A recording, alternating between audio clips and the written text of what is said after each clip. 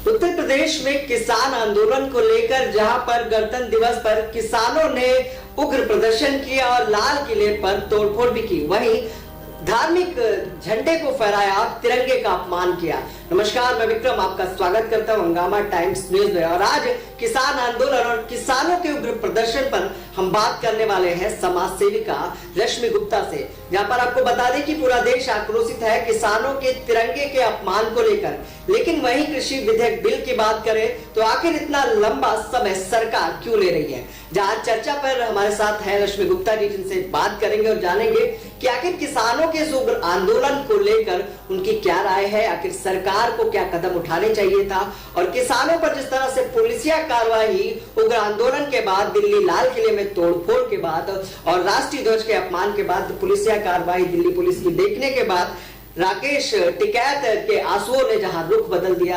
आज चर्चा पे हमारे साथ रश्मि गुप्ता जी, जिनसे बातों का सिलसिला शुरू करते हैं और जानते हैं कि किसानों के मुद्दे पर आखिर उनका क्या कहना है। रश्मि जी, बहुत बहुत स्वागत है आपका हमारे चैनल पे। आखिर किस तरह से देखती हैं इस किसान आंदोलन को? किसान आंदोलन को अगर मैं इस तरीके से बात करूं कि मैं एक समाज सेविका या इस तरीके से जिस चीज को ना लूं, तो एक आम नागरिक, एक आम हिंदुस्तानी के तौर पे अगर मैं इस चीज को देखूं तो ये कहीं ना कहीं आघात हमारे देश को ही पहुंचा रहा है। ये आंदोलन अब आंदोलन तो रहा नहीं, ये एक कह सकते हैं कि हमारे देश में जिस तरीके की शिरकत होती रहती है राजनीतिक मुद्दों को लेकर के, मामलों को लेकर के, विरोधी पार्टीज अक्सर आपस में एक दूसरे को तानाकसी उनकी चलती रहती है। कहीं ना कहीं ये एक राजनीतिक तौर से ये मुद्दा बढ़ते बढ़ते आज यहाँ तक पहुंच गया। जी, क्या लगता है जिस तरह से पूरा देश आक्रोशित है तिरंगे को अपमान को लेकर, उस पर आपका क्या कहना है? किसानों का ये उग्र प्रदर्शन और देश के तिरंगे का अपमान करना किस हद तक सही है? देखिए, मैं सबसे पहले यही कहूंगी कि यहाँ पे ये जो शब्द है सही, बिल्कुल ये होना ही नहीं चाहिए, क्योंकि तिरंगे का अपमान किसी भी कीमत में, किसी भी तरीके से, किसी भी कोने से कह दीजिए कि वो बर्दाश्त के बाहर है। वो चाहे आप हो, मैं हूं या पूरे हिंदुस्तान का कोई भी नागरिक हो, उसको ये अपमानजनक लगा और सभी हिंदुस्तानियों को बहुत आहत पहुंची। ये जाति धर्म से हट करके ये एक अलग ही तरीके की चीज हो गई, क्या लगता क्योंकि है? तिरंगा हमारे हिंदुस्तान का है। जी, क्या लगता है जिस तरह से प्रशासन ने, सरकार ने ट्रैक्टर रैली की परमिशन भी किसानों को दी, उसके बाद भी तोड़फोड़ करना किस हद तक सही था? क्या सरकार को इस बिल को वापस लेना चाहिए? लंबा प्रदर्शन हो चुका है। जी, देखिए, इस मामले में मैं भी देख रही हूँ। जिस दिन 26 जनवरी था, सुबह बहुत अच्छी थी हमारी और हम सब बहुत खुश थे कि आज गणतंत्र दिवस है। बच्चों के साथ हम लोगों ने अच्छा समय बिताया, सब कुछ। लेकिन जैसे हम लोग थोड़ा थोड़ा दिन से आगे बढ़ते रहे, न्यूज में ये सब चर्चाएं शुरू हो गई, कहीं हद तक एक मन में आशंका तो थी ही कि कुछ ना कुछ शायद गड़बड़ हो सकता है, क्योंकि जिस तरीके से पहले से ही ये आंदोलन किसान आंदोलन नहीं रहा, जिस तरीके से वो लोग खालिस्तानी और इन सब का जो पोस्टर लेके प्रोटेस्ट काफी टाइम से शुरू कर चुके थे, और देश विदेश में इनका जिस तरीके से हमारे प्रधानमंत्री के खिलाफ, हमारे देश के खिलाफ वो जो इनकी गतिविधियां जिस तरह से हो रही थी, उसको देख के कहीं ना कहीं अंदेशा था कि शायद, लेकिन फिर भी ये लगा था कि हिंदुस्तान का मामला है तो शायद वो लोग इस तरीके से इस चीज को सही तरीके से रखेंगे, जिस तरह उनको बोला गया था कि भाई उनको एक वो दी गई थी, परमिशन दी गई थी कि भाई ठीक है, आप अपनी रैली करिए, आप आराम से आइए, आराम से जाइए। लेकिन उसके बाद जिस तरीके का इन्होंने प्रदर्शन किया, उससे ये देश भर को साफ हो गया कि ये किसान के नाम पे जो आंदोलन किया जा रहा है, वो आंदोलन किसान आंदोलन से ज्यादा हट करके कुछ है। और मैं पर्सनल लेवल पे इस चीज को बिल्कुल वो नहीं करती हूँ और समर्थन नहीं दे सकती, देने का कोई मतलब ही नहीं बनता। और जिस तरीके से उन्होंने हमारे देश की जो धरोहर थी उनको आघात पहुंचाया है और हमारा देश का अपमान किया है, मान सम्मान को ठेस पहुंचाया है। जी, क्या लगता है सरकार को कृषि बिल वापस लेना चाहिए? इस मामले में विक्रम जी, मैं ये कहूंगी कि देखिए, मैं सबसे पहले एक आम नागरिक होने के नाते, जैसे कि आप जानते हैं कि मैं समाज को बहुत, मतलब अपने देश से बहुत प्रेम है मुझे और समाज के प्रति मैं चाहती हूँ कि कुछ अच्छा रहे, और प्रतिदिन मैं बच्चों को और लोगों को भी ये अवगत कराती हूँ, समझाती हूँ कि देश के प्रति देश प्रेमी होना चाहिए, ये सब। तो उस तरीके से अगर मैं देखूं तो ये फैसला मैं तो नहीं ले सकती और ना ही हमारे हाथ में है, हक में है, क्योंकि हर किसी की अपनी थॉट प्रोसेस है। ठीक है, हो सकता है कि मेरे विचारधारा से आपकी विचारधारा ना मिलती हो या किसी और की विचारधारा से मेरी ना मिलती हो, वो एक अलग मुद्दा है।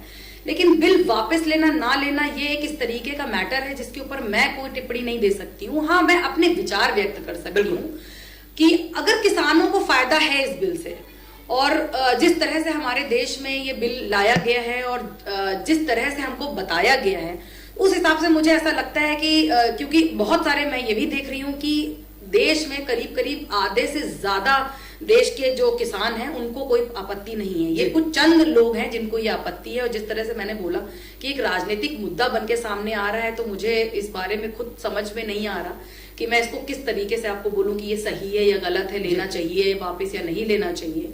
तो इस तरीके से है, अगर अच्छा है, फायदे का है, तो मैं कहूंगी कि बिल्कुल उस पर अमल करना चाहिए, उसमें कोई बुराई नहीं है। और अगर फायदे का नहीं है, डेफिनेटली अगर फायदे का नहीं है तो उस तरीके से बातचीत करके मसले को हल करना चाहिए, ना कि इस तरीके से उग्र हो करके, ना कि इस तरीके से जैसे कि आपने कुछ लोगों के नाम लिए जो किसान के वो हैं, मैं बिना नाम लिए बोलना चाहूंगी कि जो लीडर बने फिर रहे हैं। और जिस तरीके से आप देख रहे हैं कि आज की न्यूज में भी अगर आप देखेंगे तो किस तरीके से अपोजिशन पार्टीज बिना ये तय किए कि हमारे देश के लिए क्या सही है और क्या गलत है, उनको कुछ नहीं पड़ा होता। उनको सिर्फ ये होता है कि ऑपोजिशन है तो हमें विरोध करना है।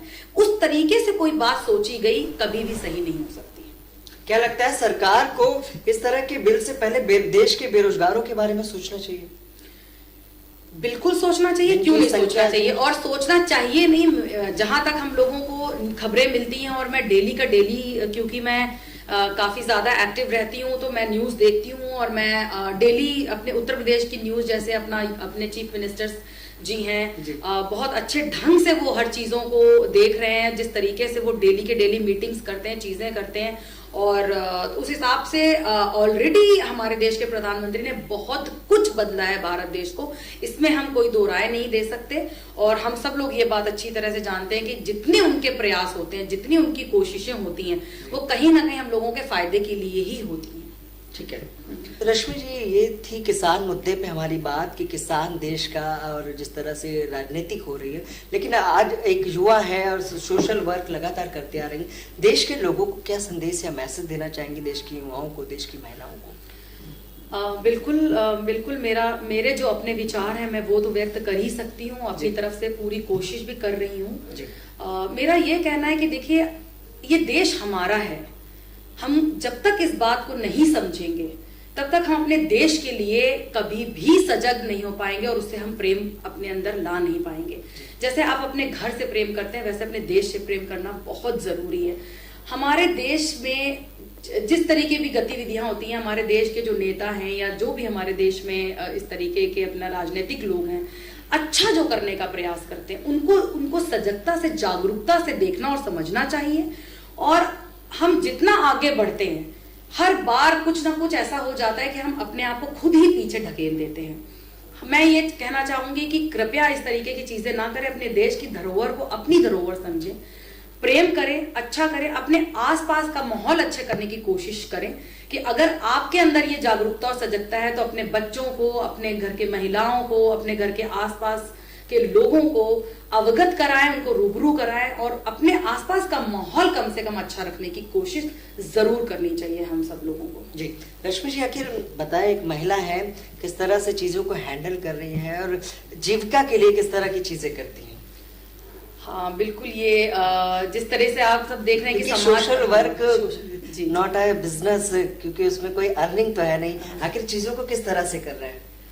मैं समाज सेविका होने के साथ साथ मैं एक इमेज कंसल्टेंट और लाइफ कोच हूँ, और उसके साथ मैं अपना रियल एस्टेट का बिजनेस भी रन करती हूँ, जिसका मतलब जो रियल अपना बिजनेस रन करने का मेरा मकसद ही वो बना कि समाज सेवा, सो दैट कि मैं ज्यादा से ज्यादा अपने भारत के लोगों की, अपने समाज के लोगों की, अपने बच्चों को, महिलाओं को मजबूत बना सकूं और उनके साथ कदम से कदम मिला के खड़ी हो सकूं। ये मेरा हमेशा एक उद्देश्य रहा है और हमेशा रहेगा। ठीक है, तो ये थी हमारे साथ रश्मि जी, जिन्होंने बताया कि आखिर किस तरह से एक महिला समाज में समाज सेवा का काम कर रहे हैं। उन्होंने एक संदेश भी दिया कि किसान मुद्दों के साथ साथ आखिर देश के नागरिक को किस तरह से समझदारी और सूझबूझ से खुद काम लेना चाहिए। फिर मिलेंगे किसी खास मुद्दे पर, किसी खास शख्सियत के साथ, जहां पर चर्चा करेंगे विषयों को लेकर, और हंगामा टाइम्स न्यूज आपको अवगत कराएगा हर खबर से। नमस्कार।